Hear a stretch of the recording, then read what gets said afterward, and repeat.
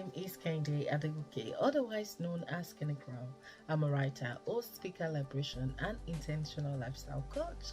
And you are welcome to Monday Motivation. On this platform, we motivate, inspire you, liberating you from just living into intentional living. And our book is still very much selling on Amazon. Please do go over there and purchase your copy, Intentional Living and the Journey from Limited to Limitless.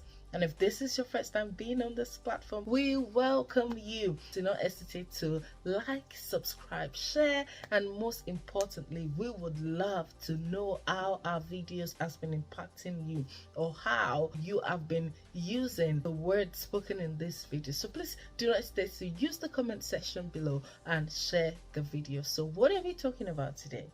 Today we're speaking about how to positively overcome opposition. That is a wonderful and interesting topic, isn't it? And I've only brought this because I was speaking to someone in the course of the week, and I thought to myself that we all actually experience opposition at one point or the other. So what do we do when we are faced with opposition? Many times the first thing that it does is it crushes our motivation. It starts from asking yourself some question: what's going on? How come this person is always in my face or trying to bring out errors in everything that I've done? That is one thing. Another thing, people will call you overzealous. They will say, oh, is she the only one? Is he the only one? How come? What's going on? Does it think that he's better than us, or does she think that she owns the place? Calm down. Everyone here is here to do their job. However, it is safe to say that a lot of people might be in a company, but not everyone will be passionate about what they do. Some people, they are passionate about what they do, and you can just see their passion reflect in their job. And because you are also doing, perhaps you love what you do, but you're just not passionate about it enough. So you tend to see the gap between yourself and the person that is passionate about their job. And the next thing you're saying is, maybe she's doing it for a higher role or for a higher position, or maybe she just wants to be recognized or noticed, or maybe he is doing it, for his own gain. However, some people go to work or stay on their job because they are quite passionate about what they do. They want to see the change. They want to see how they can affect life positively. They want to see how they can bring, that distinct transformation in the organization. But when they are faced with opposition, they realize that it crushes them. They'll feel less motivated. They are discouraged. They are unhappy. It kills the zeal. It kills the passion. It steals time, because then they begin to spend time on, what have I done wrong? What am I doing wrong? Or they try their best to be less passionate about what they do, which is totally out of it. And I'm saying this because I have also felt like this. Also, it creates strife unnecessarily. You just begin to pick upon one another. You don't want to see them. You don't want to speak to them. You don't want them around you because you feel that they just bring this horror of negativity around you. There's a lot of things that could happen. However, we can overcome that. We all know that there will always be opposition.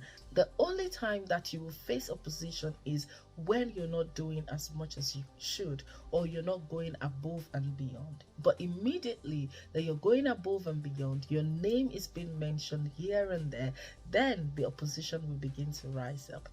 So how do you overcome opposition? The main thing is you need to build your tenacity. And we know that tenacity is the ability to display commitment in what you believe in.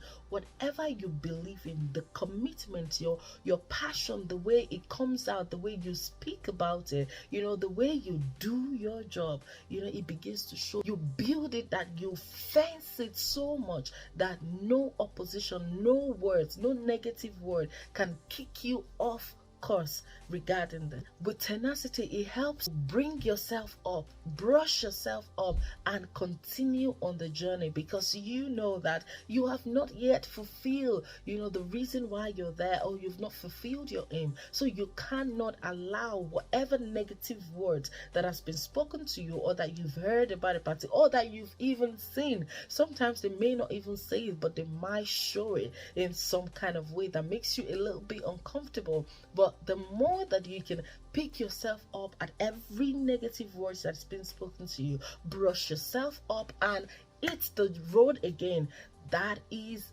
building tenacity. Also, tenacity helps you, it opens you up to ideas on how you can do it better, or what you need to do more. It opens you up to learn more regarding that particular thing, or even how to accommodate, or how to bring people into what you are passionate about. You to be able to effectively overcome opposition at every time that they show forth. Number one, you need to be wise. Number two, you need to discern. Number three, you need to find your power over error, how you can tackle error or negativity that may come your way. And number four, remain in your truth. That thing that makes you stay committed on that course that you are, you need to remain in it and allow nothing to shake it. Number five is you need a lot of patience, because you do not just want to talk back. Immediately you can see your opposition, so you need a whole lot of patience from within. And the last one, you need gentleness. Sometimes, even because of the way we are passionate about what we do, the way we want to come out whenever we see opposition is always terrible. People can just see it all about you, see it in you, and sometimes they may misinterpret whatever you say if you're not gentle at your approach, at passing across what you're doing, or what you need, or why you are so passionate about it. People will only pick and pry on that negativity, or on the word that you said hastily. So how can you overcome opposition? After building yourself up in everything that we've spoken about, then you want to go to action. It means that you now have the tools to fight the battle. So now what do? The first thing that you need to do is you need to step back and listen. For every opposition, yes, their words may be hateful, but there might be the tiniest truth in what they are saying. So you want to step back for a moment and listen to those oppositions. Sometimes they might not be constructive. However, when you step back, because you've got patience, because you're wise, you want to listen to what they are trying to say to you. So the first stage is step back and listen.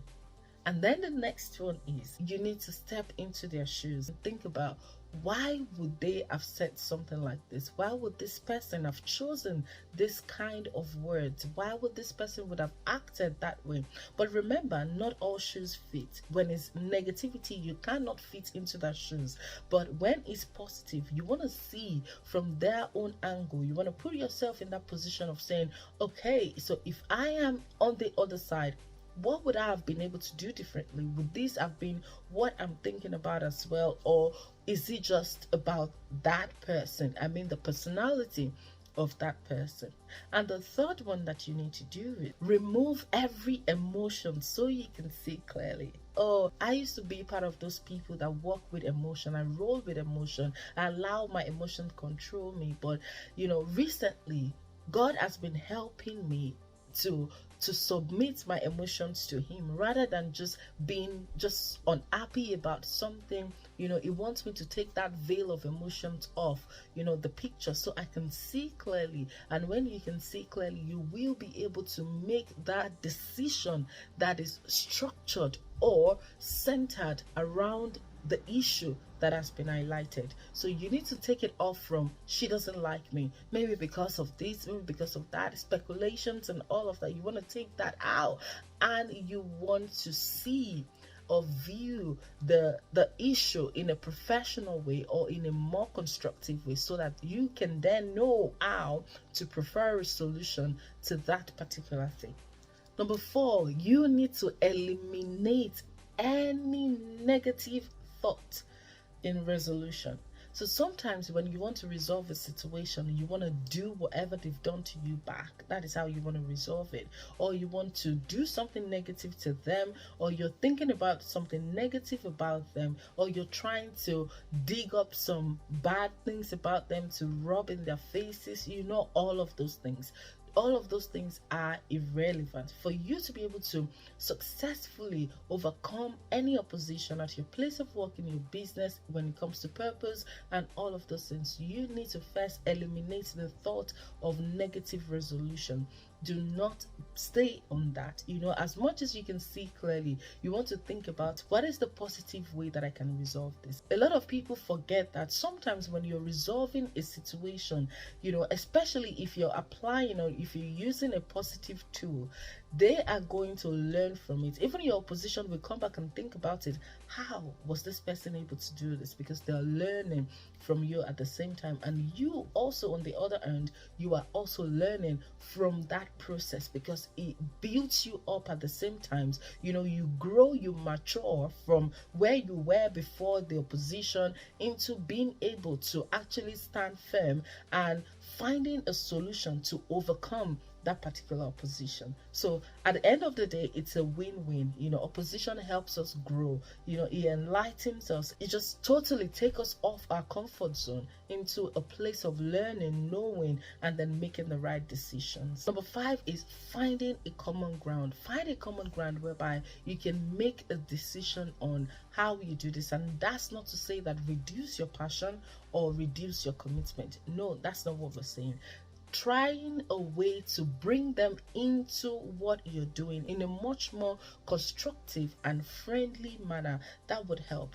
Sometimes when you encourage someone, or when you pick on their strengths and you just praise them over and over about their strengths, sometimes you just chatter the negativity that may want to pose a threat to yourself as well. So it is really important that you find that common ground of, what do I like about this person? How can I enhance that person's strengths as well, so that there will not be that unnecessary opposition happening around you. So you want to look for a common ground. And the very last one is remain positive.